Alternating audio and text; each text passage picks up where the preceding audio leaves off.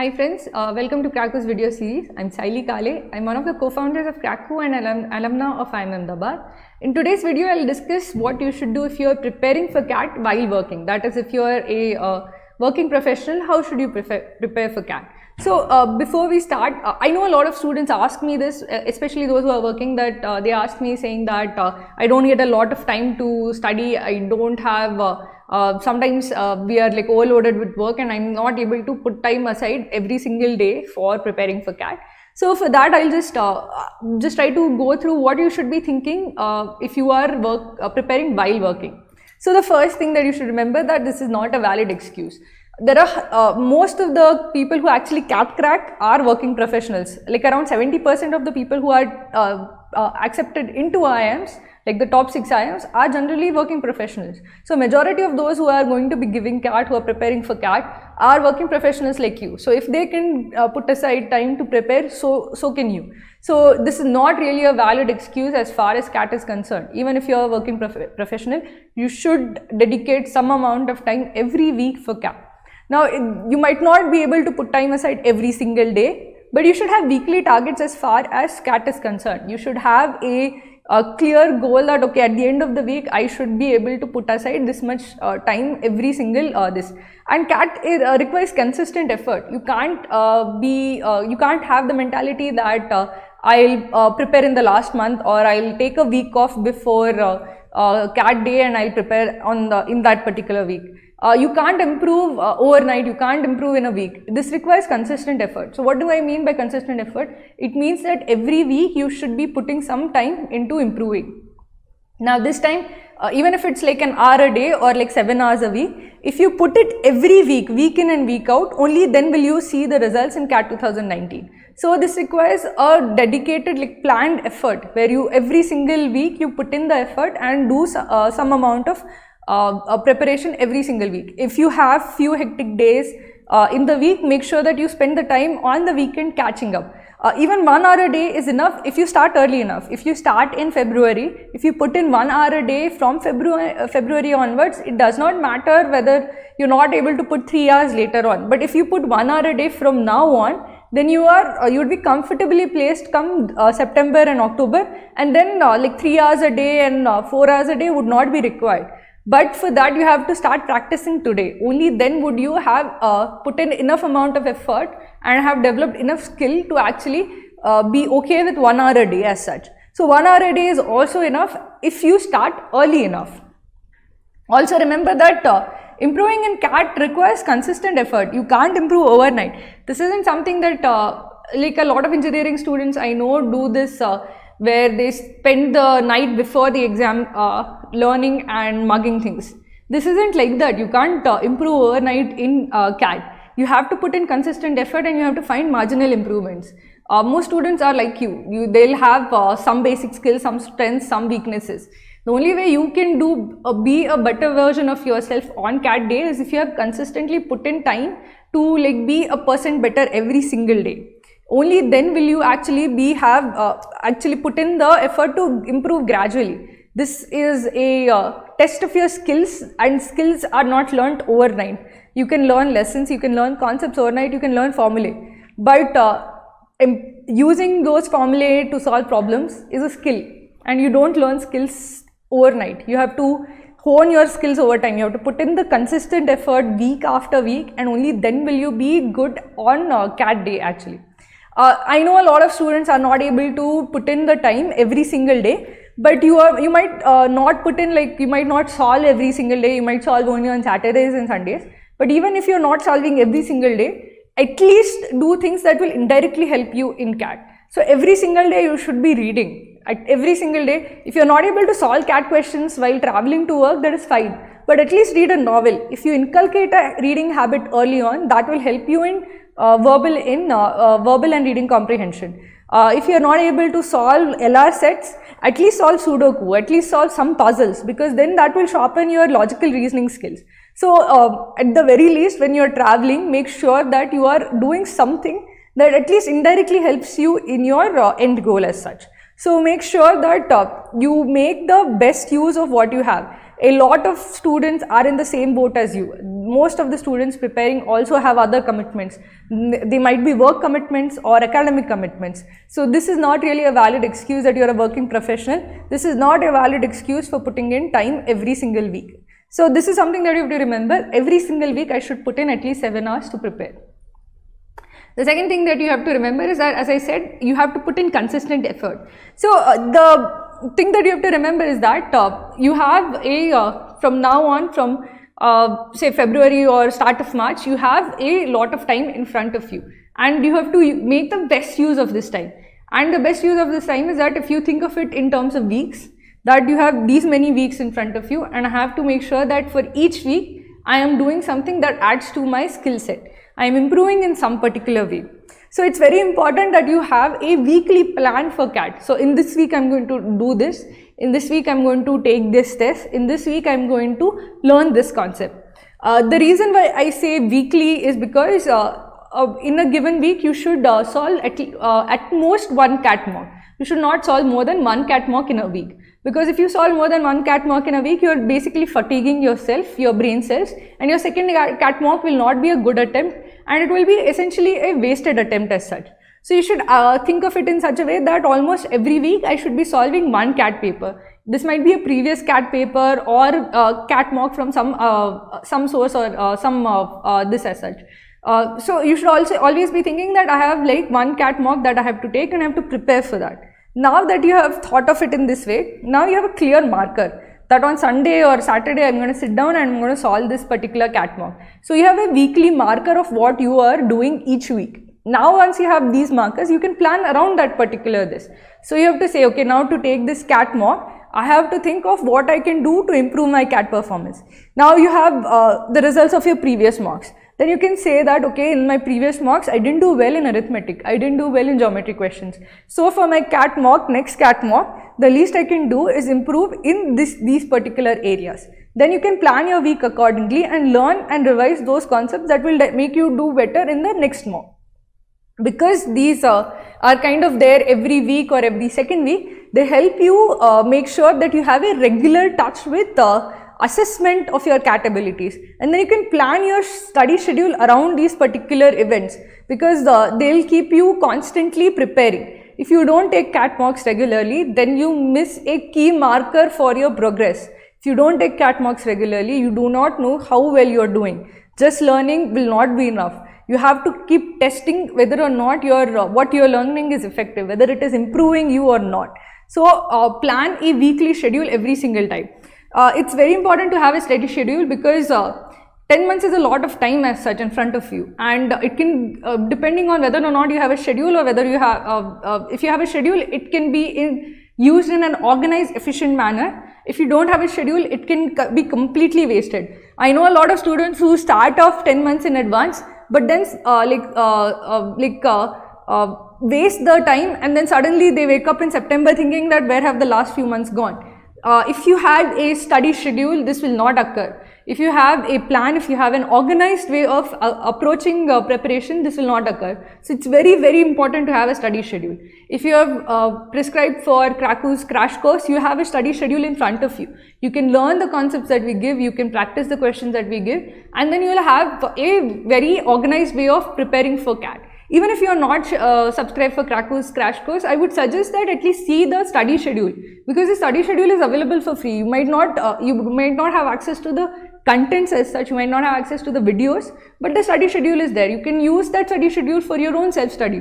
But have a study schedule, have something that will keep you on track for, that will give you tasks every single week to do. Only if you have something to do every single week would you see improvement every single week. Only if you put in time every single week would the mock actually be useful. Because if you take mock on one Sunday and you take a mock 2 weeks later, and in between you do nothing to improve, then this is a complete waste of your time. If you've done nothing to improve from time A to time B, then what is the point of taking the second mock? What exactly are you going to achieve by taking the same mock with the same skill set, with the same knowledge as such? So you have to make sure that between each mock, you have learned something new, you have done something to increase your scope of knowledge, the scope of questions that you're able to solve, the questions you're able to avoid, the mistakes you're able to avoid, how you're able to improve your accuracy, how you're able to improve your attempt rate. If you do things between the 2 mocks, only then would you actually have been utilizing the second mock properly. Otherwise, it's a wasted mock as such. So it's very important that you have a weekly study schedule. If you are not able to make a study schedule yourself, just follow Krakow study schedule. You can just go online and go to our batches. The study schedule is available for free for all students as such. You can just follow what we are doing on a weekly basis. Now, one more thing that I have always seen one mistake that a lot of students continue to make is between active and passive studying. So what is active studying? Active studying is when you see a concept, you read a note, you watch a concept video, or you watch any kind of video, and you immediately solve questions using that video. Now, only if you do that, would that learning stick. You can't just passively absorb information. So if you read a particular concept, like if you read a concept about angle bisector theorem, if you immediately go and solve 5 questions on angle bisector theorem, then you will be confident that, okay, I know this concept. If you don't solve any questions from this particular theorem, then you would have passively, superficially absorbed that concept and it would go away. So always make sure that you're not just passively studying. A lot of students just go to YouTube and keep on passively seeing videos. That will not stick. You have to supplement every single concept video, every single note with actual practice. So make sure that wherever you see a particular concept, you actually use it by solving questions. In Krakow's crash course, that is inbuilt. Every concept video has a test, every overview video has a test, everything has a test. So if you're doing it in that way, the concepts will actually stick to you. It won't be a superficial learning. If you're not following Krakow's crash course, make sure that whatever you learn, you immediately use it to solve at least 5 questions. So balance between active and passive learning is critical. One thing that I ask students to always do is that keep a tab on your mock performance. So a lot of students work for Krakow as content managers, those who are taking CAT as well. So what we do is we ask them to take a printout of all the mocks that they're going to give. So they keep a list of all mocks that you're going to give. On this date, I'm going to give this mock. On this date, I'm going to give this mock. And you keep that printout ready. And you also not just have your percentiles, your quant percentile, verbal percentile, and your DILR percentile, but also your attempt rate and accuracy. So always have these things in front of you in terms of columns. Your dates are the rows, the mocks are the rows, and these are your columns. And whenever you give a mock, just write down the values for that particular this in front of you and keep this printout in front of you at all times. This should be at your study table. The reason why we ask them to do this is because if something is in front of you, is constantly there in your eyesight, then you will not forget that goal. If it is there in the back of your mind somewhere, you might lose sight of your goals. But if you keep visual markers around your study room, whereas if you keep drawing if you're a visual person, draw a chart of your attempt rate and accuracy rate. If you are a visual person, draw a chart of your percentile. So it will be a constant visual marker about how you're doing. If you don't keep that visual marker, then the goals might slip away from you. These keep your goals upfront. They keep it within your eyesight at all times, and they keep you oriented and focused towards what you have to do. So always make sure that you keep a very close tab on your mock performances, and you keep that in like a physical way, represented in your study space, such that it is always in front of you. That will help a lot. It keeps that at the top of your mind at all times. So always remember, you have to put in consistent effort and to be focused, and to do that you have to have a schedule and you have to keep a good tab on your performance over time as such.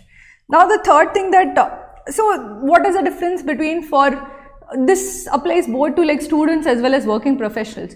So the key difference for students and working professionals that I have felt was that students tend to generally have a very strong peer group. So whenever you're giving CAT when you are in like college, or when you are in like doing your undergrad, you have a bunch of students who are giving CAT with you. So you have a peer group as such, who is also studying with you, who is giving mocks with you. So you have some place to compare yourself. Where do I stand?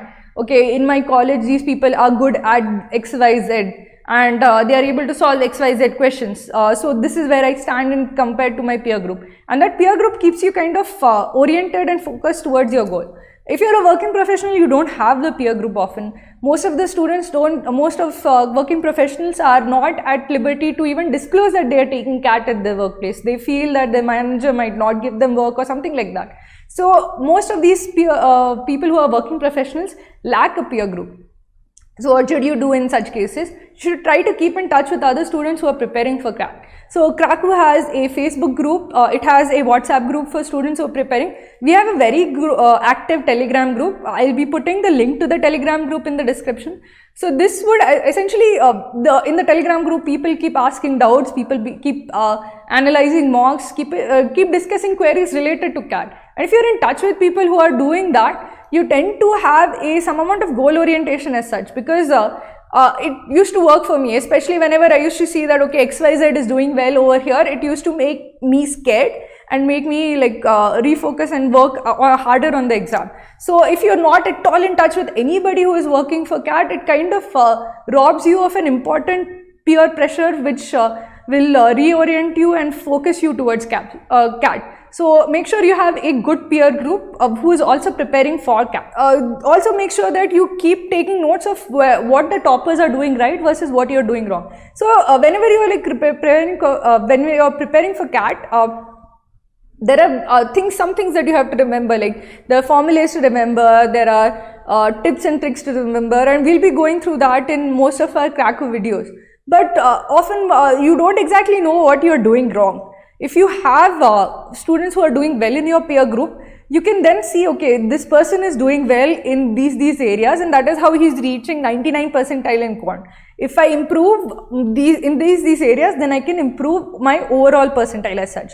So it's very important to have toppers in your peer group to understand where are the areas of marginal improvement, because after some time, after you cover the basic concepts, you cover the basic videos, you have to basically identify, okay, this is one area where I can improve by this much, this is one area where I can improve by slightly more. So that is what you have to always remember. So one thing I actually would say that always look out where the areas of marginal improvement are.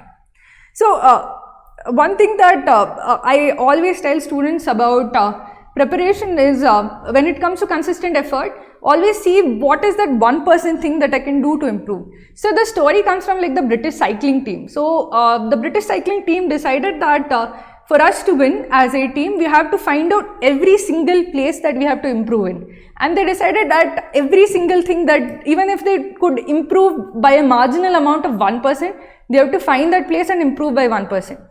Because the thing is that if you improve by 1% every day, so suppose you improve today by 1% every single day for the next year, you raise this to 365, this is 37.78. So you would have, the additive effect of 1% improvement every year, every day is like huge.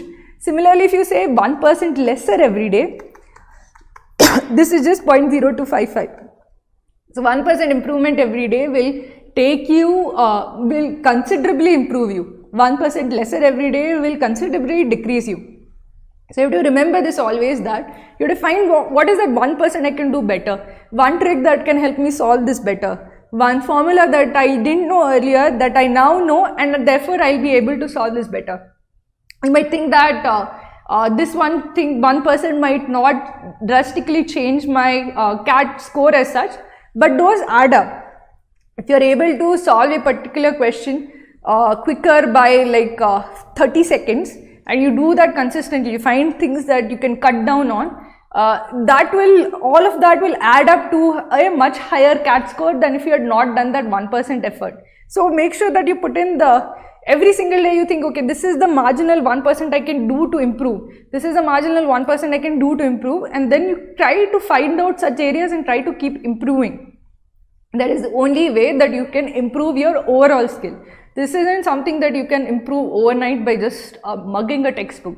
You have to just find, okay, this is one area I can improve, this is one area I can improve. So this can only be by like finding out where am I lacking, what is that 1% extra I can do to improve, and then focusing on that in a particular week and locking that down through practice, through learning. So your basic strategy should be that every week I learn something more. I improve by 1%, I learn something new, and I learn how to use that particular concept, and I improve my overall score. So every year, every week you have to earmark some time every week for learning new concepts, revising old concepts, and also find the gaps that you had from the previous mock. So whenever you have your previous mock results, analyze your mock and just say that, okay, if I knew these concepts, concept 1, concept 2, concept 3, I would have been much better at solving this particular mock. Now you have a list of concepts that you have to actually learn and revise. Now not only learn these concepts, also practice them. So once what happens is that you get the mock, you see, okay, if I had known this formula, I would have been able to solve this question. Now identify that concept, learn that concept, go back home and make sure that you solve at least 10 questions from that particular concept. If it's a DILR set, solve 2 sets of that type, solve 2 reading comprehensions of that particular type. If it's a reading comprehension question that you continue to do poorly in, for example, what can be inferred from this particular passage, or what is the tone of the author. If it's something specific like that, identify that this is something I don't do well, and I have to first learn how to answer those questions well, and I have to practice. So always have a list, okay, I can improve by doing X, Y, Z better, and then I have to learn those things and I have to practice those things. Now after every week you have to analyze your mock. You have to analyze, okay, I did this properly, but I didn't do these things well. Once you have your weekly mock analysis, you know what you have to learn the next week. Also, once you are taking the test, you are practicing. For each test you should analyze, okay, in this test, in this question I spent too much time, in this question I got stuck over here, so I needed this to do better. Once you have these lists always in front of you, okay, I can do this 1% better if I know this, then you would constantly be improving. And as I said, if you improve by 1% every single day of the year, you would have considerably improved your CAT score. So always kind of look out for that marginal improvement at all points of time.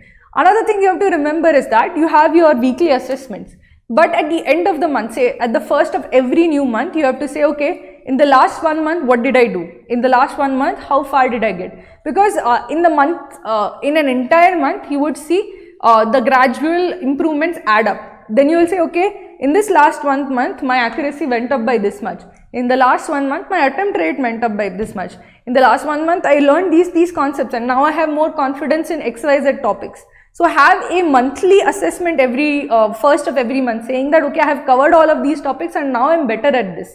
That will also not only give you confidence, it will direct your strategy. It will direct your strategy in terms of what you can attempt, what you have to work on. So have these monthly assessments, okay, this was my goal, this is where I am. In my goal to CAT 2019, this is how far I have progressed. So it's always important to learn, practice and assess. Assess where you are at every point of time, and only then will you have a good hold of how to best use the remaining time as such. So we have, as far as possible, Kraku provides schedules, provides learning materials and provides tools for assessment, but it requires students to actually use them properly. So if you are a sincere student, if you are somebody who is organized, please use these tools. You can use the schedules for free. You can there are some mocks which are available for free. Please continue to use tools that will improve you week over week. If you improve by every week by if you learn new concepts, learn new techniques every week, if you continue focusing on just improving a little bit, you do very, very well in CAT 2019. So if you are a working professional, this would be my advice to you. Form a peer group, make sure you have a study plan, put in consistent effort, and in an organized manner have this strategy that every single week I'm going to learn something new, I'm going to practice this new concept, and I'm going to analyze my mocks. If you do that, even if you are a working professional, you will be able to crack CAT 2019. So that is what I would suggest for everybody who is preparing for CAT while working. Put in consistent, organized, strategic effort, and you will be able to crack CAT 2019. Thank you for tuning in.